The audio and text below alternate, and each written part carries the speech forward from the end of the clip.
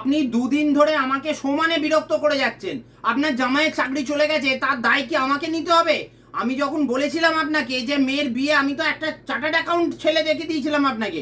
আপনি তখন আমাকে কি বললেন? না, সরকারি চাকরি ছাড়া আমি মেয়ের বিয়ে দেবো না। বেশ, এবার তো আমি তো সরকারি চাকরিওয়ালা ছেলেই দেখে দিয়েছিলাম, এখন তার চাকরি চলে গেছে, দায়টা কার? আমি তো তার জন্য কিছু করতে পারি না। আপনি আমাকে বারবার ফোন করে বিরক্ত করছেন, এদিকে আমার কত কাজ আছে আপনি জানেন, এগুলো বোঝেন না কেন? হ্যাঁ, কি বলছেন? টাকা ফেরত? কিসের টাকা ফেরত? পণের টাকাটা?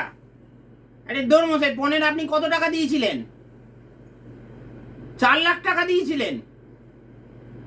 আচ্ছা, ও সোনাও দিয়েছিলেন? সোনা কত? 6 ভরি সোনা দিয়েছিলেন? না না, ওরা ওইসব এখন কোথা থেকে ফেরত দেবে? ওদেরকে তো উল্টে আবার সুদ দিয়ে টাকা ফেরত দিতে বলেছে সরকার থেকে। আপনি তো শুনেছেন সেসব। এখন আরও টাকা চাইলে পাবেন না, আপনি ওইসব কিচ্ছু পাবেন না। শুনুন, আপনাকে আমি একটা ভালো যুক্তি দিচ্ছি, আমার কথাটা শুনুন। এই নান্টু ঘটকের কথা মিথ্যে হয় না কখনো। আমি আজ পর্যন্ত খারাপ ঘটকালি করিনি কারুর জন্য। এই রকম পরিস্থিতি হবে আমি কি করে জানবো এটা কোথায় কাকে কি ঘুষ দিয়েছিল না ছিল? শুনুন, আমার কথা শুনুন, ঠান্ডা হন, মাথা ঠান্ডা করুন। আমি বলি কি, আপনি যে ছেলেটির সাথে আমি আপনার মেয়ের বিয়ের ব্যবস্থা করেছিলাম না, ওদের পরিবারটা ভালো নয়, সেটা তো আমি জানতাম না।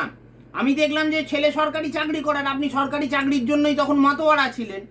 এইবার আমি এখন খবর পাচ্ছি, আরে ওরা আমার টাকাটাই পুরো দেয়নি, জানেন? বলছি কি, আমি বলেছিলাম আমি 50,000 টাকা নেব, ভালো মেয়ে দেখে দিচ্ছি। তো ওরা বললো যে ঠিক আছে, আগে 25 নাও, তারপর বিয়ের পর মেয়ে যদি ভালো হয় তখন 25 দেব। তো বিয়ের 6 মাস পর আমি চাওয়াচাওয়ি শুরু করলাম, বললো মেয়ে ভালো নয়। এবার আমি কি বলবো, বলে তো আমার 25,000 টাকাই মেরে দিয়েছে। এখন তো শুনছি যে নেতার হাতে ও টাকাটা ঘুষ দিয়েছিল, সেই নেতাকেও পুরোটা দেয়নি। হ্যাঁ, সেই নেতাও নাকি 2 লাখ টাকা পায়, সেও তো এখন আমাকে সেই কথাই বলছে। শুনুন, আপনাকে আমি ভালো যুক্তি একটা দিচ্ছি, আপনি মেয়েকে ওখান থেকে নিয়ে চলে আসুন, ও পরিবার ভালো নয়। আমি একটা চায়ের দোকানের ছেলে দেখে দিচ্ছি। আহা, চায়ের দোকানে কাজ করে না, নিজের চায়ের দোকান বড় বাজারে। ও সরকারি চাকরির থেকে ডবল পয়সা রোজগার করে, বুঝলেন?